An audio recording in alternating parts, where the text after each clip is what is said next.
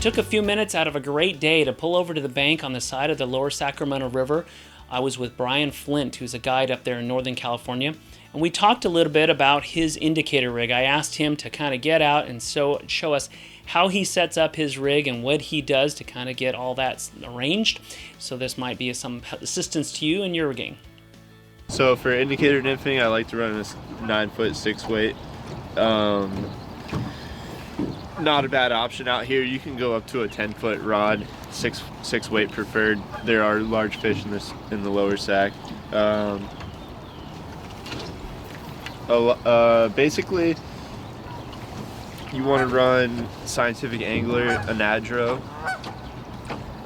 fly line. It's the best fly line for out here that I've come across. Fly Shop highly recommends it. They've had their hand in help designing it for this river specifically, and it turns over heavy nymph rigs that we commonly use out here a lot.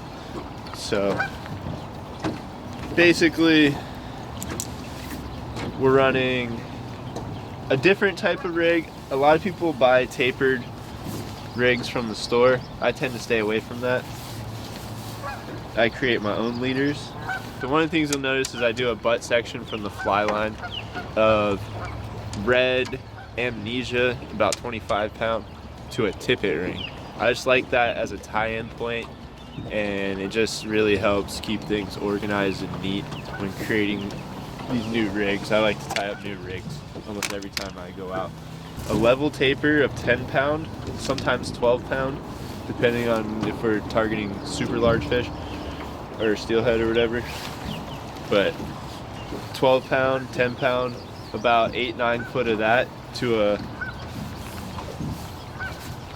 micro swivel, and typically about an SSG or 2 AAAs out here does well. And then J-Decatur, of course, so you can constantly adjust the depth. Very important. You gotta constantly adjust that depth for the spot you're fishing.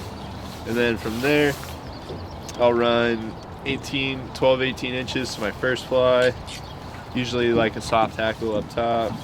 Second fly, 18 inches down. Third fly, another 12 to 18 inches. And that's when I'm scraping bottom. I like to run them a little bit closer together. And when I'm fishing up higher and I know the trout are looking up, I like to fish shallower with the flies further apart. Really helps out a lot. So about 2 feet in between the flies when you're fishing a little bit shallower. It's a great all-around setup out here. Two flies will get it done, but 3 flies if you prefer, and if you're prospecting. But 2 flies is totally enough. Hope you learned a little bit there from Brian Flint. I spent the day with him on the water on the Sacramento River. I learned a ton. He guides on the Sacramento as well as the McCloud River and the Pitt River. This is somebody that you might want to get to know. If you're not sure about this area and this river, you really need to. It's a special place, but it can be kind of technical and kind of tough. So let us know. We'll put you in touch with him, and we'll see you right here next time on the Backcast.